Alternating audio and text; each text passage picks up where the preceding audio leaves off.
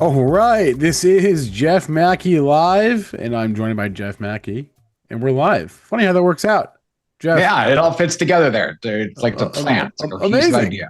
Yeah, amazing. nice. All right, Jeff. Short week this week. I know you have to get out and do you are going gallivanting to the mall I'm with going to the Sean mall. It's in a little October bit. 1st. It's the official start of Christmas shopping season, as you know. Happy holidays, as we say every week. Say So every week. I'm going out to the mall with my friend Herb, Sean. We're going to go shopping for All right. goods and services. All right, before you do that, let's just highlight a couple of things. So we had Sure. Nike report. It was last night, right? And then we had Yep. Carnival on Monday. So let's talk about that.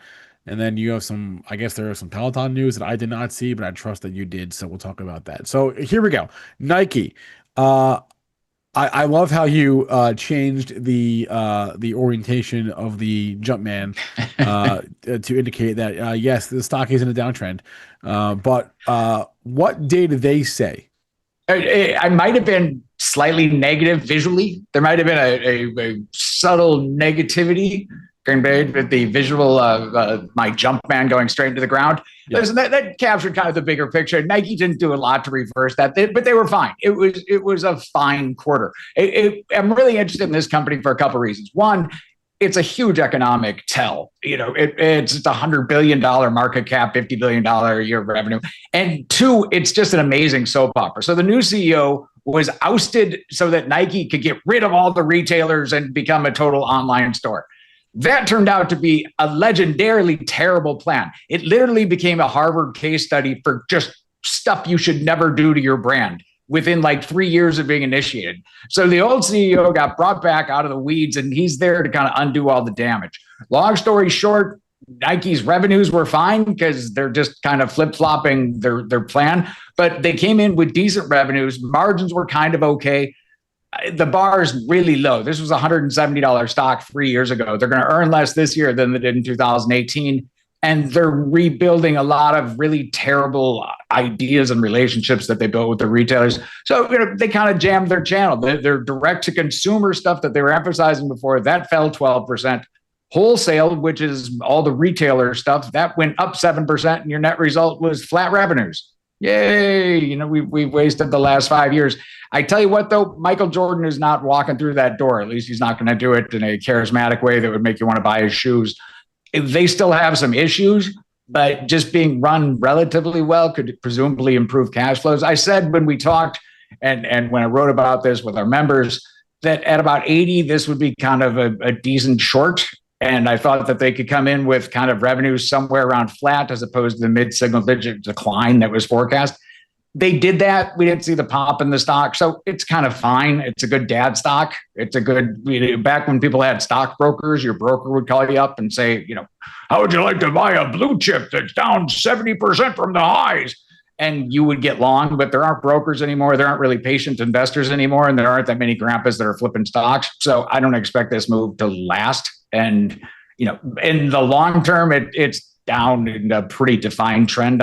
We have plenty of time to catch it before it gets back to 180. The stock made a low on Liberation Day it was in the low 50s, I believe. And today it's at 73. Will we see the 50s again in Nike? We'll probably get to the 90s. I would think that they could ride this kind of slowly until they have to report again. It depends on the economy, but in time, he's got a lot of work to do. It really comes down to innovation. They need to regain market share with all those companies that they lost. So when you see Hoka's, when you see Ons, I'm wearing Ons right now, only because Nike backed away from all the stores and all of a sudden new stuff came out. And it's like, we like these new shoes. So after Nike gets done kind of jamming up the wholesale channel again, we'll see. And that'll tell us whether or not we're going to see 50s because they have to reverse their margins. It's not good enough for a company Nike size to just sort of be getting worse more slowly than they were before. They need to return to a growth story to get those hypothetical old school brokers really on the phone and really excited about it. They're not there yet. It's about 6 months away. We've heard Nike use words like innovation before. They tossed it around a little more gently last night, but it's hard to innovate in the shoe. and B, they can't really do that anymore apparently anyway. So it's they've got a lot to do before we get to the finish line with them. But they love a sports metaphor. They know how to keep score, and they know that that company's not really going to be proving much of anything until they start recording better numbers than they had before. All right, so this is a do nothing, sit on hand situation You until watch it. Apparel was up in the States. What we learned last night in the macro sense, apparel was stronger in the US, which is a really good sign because they're not that good at apparel. So if they're gaining, a little bit of juice there, that says good things. Terrible in China. Absolutely a nightmare. This is kind of Starbucks with shoes. Long-term turnaround that has a lot of work to do, and they're just getting slapped around in terms of demand in China. And so that's not good if you're Nike. Also, I mean, tariff problems just as far as you can see. They literally they manufacture in all sorts of different countries, all of which are subject to just totally random, I declare 100% tariff type of activities. If you make $4 billion a year on $50 billion in sales, it's really hard to plan your quarters when your cost of goods sold goes up that much. So the new CEO has been on the job for about 1 year now. Give him more time is the takeaway here.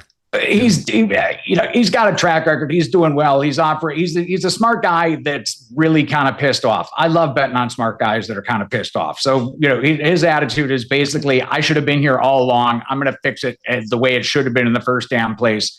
And that can go a long way, actually. And so he's going to get the benefit of the doubt from the street. He's been there a year. I think the honeymoon lasts another few quarters. If they haven't turned it around by next spring, it's going to be a problem. They actually are going to have to start showing margins at that point. This was a nice beat, but again, they just moved sales from one channel to the other. So it's good that they found stores that are willing to take them back. It's bad that they lost that all from direct to consumer. All right. Well, it's up 5% today. Initial. Yeah. Yay. Let's talk about Carnival. I know you love your cruise stocks and your cruises experiences for that matter. CCL is pretty muted today. The earnings report was on Monday. The reaction was initially okay, but they sold it off on the open. I think it closed down 4% on the earnings day. It's now down every day since then. So, what is your take on first on the Carnival report and then the reaction to the report? Carnival's an interesting story. There's only so far they can get because they're just so ridiculously, redonkulously, insanely levered that everything goes to paying down debt. And so they couldn't have possibly been better in terms of operationally. They've really righted the ship, pun absolutely intended, in terms of getting the most cash that they can. And so all the things you would look at if you were hoping for an economic decline. Again, you want to see discretionary behaviors, and nothing's more discretionary than let's go get in a fight and drunk for 5 days on a cruise. You want to see if consumers are still spending on that. Not only are they spending on it, they're spending more. Carnival's booked halfway through next year's entire inventory at higher prices. It doesn't get better than that in the cruise industry. Now, the concerns here, and one of the reasons that the stock is kind of peaking out, the debt is still not even investment grade. They're making a lot of cash all of a sudden. They're paying down that debt. But B, the industry itself might be peaking a little too early for Carnival to really take advantage of it. There's a lot of ships being built, but it's a little bit constrained. You get the sense that everyone's going into cruises hugely. Disney's spending $5 billion on cruises, Royal Caribbean spending money, but there's only so many places to build ships. And if you're Carnival, you can't build any because you're just trying to freaking make your monthly nut in terms of your interest rates. Now they'll pay down that debt and that'll work out over time. But we've seen it since about July, we've seen that upscale cruise industry start to roll over a little bit. And there's something of a, what if this is as good as it can get type of vibe to it, because it's hard to do more than book out your next couple of years. There's a lot of things this industry can do. Again, I'm fascinated by it because I'm absolutely dead convinced that this is a huge growth industry. They're doing a much better job of selling their inventory than they did ever before. And so historically, it's never been kind of a better industry. But we're topping out and the stocks are a little heady. I find it interesting from a consumer tell. They came out the same day that we had consumer data that said the University of Michigan is more depressed than ever. I'm not sure what's in the water in Ann Arbor, but that poll just keeps telling us that the world is just going to hell in a handbasket and people are taking comfort cruises. Those two things don't go together. I think your pole's broken. I think, as I've said a million times, Christmas is going to be fine. If people are cruising, it can't be that bad. We need to stop whining a little bit. So you like the industry. Maybe you're not convinced Carnival is the best way to play it. Although if you look at the last year, Jeff, Carnival up 53%, Royal Caribbean up 83%, Norwegian, the laggard, up 22%. Oh, then there's Viking as well. That was the IPO. What's the Viking? Viking's the high end. I'd like anything Yeah, Viking. VIK. Oh, that's up 77% in the last year. So Yeah. If right. you get long Viking and hedge it with Vikings in the Super Bowl, that's a little parlay that you can get long. You get long a lot of Viking action. Maybe Vikings this weekend against Cincinnati. I think you have a three-way banger. That's going to pay off huge for you. I would bet on all of them. But the high end, more to the point, Viking, they appeal really to that higher end customer. And that's kind of where everyone's going. That's where you're seeing a lot of money. Carnival, not the high end. Carnival is surprisingly diverse, but no, not in fact the high end. Carnival more like Walmart on the ocean, right? You Walmart get to live the full rich human experience on board your Carnival. It depends on what you're going to spend, but no matter how you spend it, kind of with Carnival, you're looking at like a 10,000 person bad town at sea.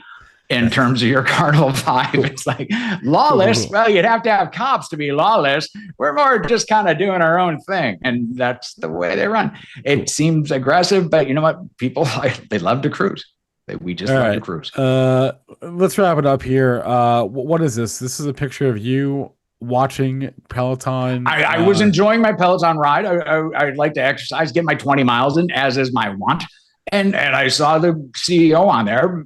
Peloton, it's a company I'm interested in. I rode it a lot through the COVID. I've been riding it as a bike throughout the entire thing. The stock I'm kind of in and out of in it at the moment. And one of the reasons why, it's the idea they've got a really loyal customer base. And the question has been, okay, how do they grow again? How do they keep enriching that kind of experience? And they announced it today. That's why the CEO was on my television interrupting my ride with the lovely Jess King. And they came out and they announced something that I think is a pretty obvious advancement for them. They upgraded the hardware, which makes sense and kind of long overdue. They've got a terrible track record upgrading their hardware, so there's some skepticism in that. But the other thing they did was they improved the app. I downloaded a video of it. They added essentially kind of just rudimentary AI functionality to your app. It's long overdue in the sense that you're at a point now with these apps, particularly if you're an incumbent like Peloton is, the people like me, the few, the proud, the hardy, the Olympians, the greatest athletes on earth, as the King of Sweden refers to us. But we're loyal customers. And so Peloton has not done much with the data. With AI, you can really recommend workouts. It can be dynamic, and it can say, I noticed that you've worked out 375 days in a row, maybe stretch. I can ignore that advice, as is my watch, but it's a richer experience and it's stickier. And that's really what they're trying to do. Strava is a private company that measures your workouts. They just filed or are talking about going public. It's a really tremendously sticky, super high cash flow business. And it's one of those functions for AI that actually works. They can really personalize the app for you. Peloton and the like are all parasocial anyway. Strava is the same way. You're just kind of competing with a bunch of people you may or may not know just to see who the biggest workout idiot is. It's like Nike runners, people who ride these things. We like our stats, we like our numbers, and we like people doing stuff with it. This is an obvious upgrade. It makes the app stickier. I understand the skepticism with the stock. It's down 9% today. As far as I'm concerned, it's a buying opportunity because they had to do something to make it stickier. You can't just stagnate forever on your product. And this is a really natural way to do it with AI and just improving products that really haven't been upgraded. The bike is fantastic, but it's a lot like kind of tights or blue jeans. It never wears out. And so if you have the same bike for 5 years, it's hard to sell much new hardware. So, they need a little upgrade. I want the hardware to be a spruce up, but the software itself, this is important and it makes a lot of sense. And it's going to, I hope, retain churn. They raised prices at the same time. Another issue that you might have with this is that's a lot to give customers at once. I would have liked to see them make it stickier before raising prices, but at $5 a month, you're talking about 3 million people all over the world. It's not a huge chunk of people. Most of us barely even look at that bill just because that's how we work out and we'd be so annoyed. I mean, I'll stay at a hotel if it has a Peloton. I'm not going to notice the 5 months. or $5 a Uh, month. Jeff, I know there are some stocks in your coverage area that you particularly think are possible M&A targets, especially from Didn't private think equity. EA was though, right? No, did not think about EA. Is Peloton one such potential target, do you think, or not really? Yeah, and that's really going to be the payoff with this, Spencer. It's they definitely increase the risk factor when they're spending more money. They don't have a great track record in terms of developing new products. I don't know if you can hear the weed whacker. Someone just decided to do some yard work. No, we're Okay, good. that's good. I'll ignore myself then. But no, the probably didn't have to say anything at the time. But this is going to make them an acquisition target. We've talked before about Peloton, where if they can get to the point that they're growing just a little bit, and that turns them from kind of a deteriorating asset, a wasting asset, something that you just ride your loyal customers into the ground, to just a break even grows with a GDP type of product, which is really what the gym business is. It's what most physical workout hardware is just something that's a staple in people's lives. But you got to keep it up, and you got to keep up with the maintenance. And so if Peloton's able to just reverse a gradually declining churn rate, get it turned up to the positive with little enhancements like this, it for sure becomes a takeover target, at a multiple of where it is now at $20 at least. All right. Jeff, we'll be back next week. As always, I'm sure there will be more headlines that are coming down. Although you may not have much government data to look at, and retail sales. I don't know if we're gonna get it. Government shutdown. Hopefully, I can find something to shit on without any government data to abuse. I'll think of something to be cynical about, Spencer. That's but right. Yeah, we'll do what we can without the government to come and tell us what people are doing. If you want Jeff's more thorough report cards on all consumer earnings, Nike, Carnival, and the 15 or 20 other report cards he did this earnings season, join the macke portfolio. The link is in the chat or description below. If you want Jeff's free emails, also get free emails from Jeff. It goes out like 3 times a week, and what's not to love about free content? So people pay top dollar for that kind of thing, Spencer. Yeah, come on, it's free. I'm a good email friend. All right, Jeff, we'll see you next week. All right. All right, buddy. Katie's. Thanks.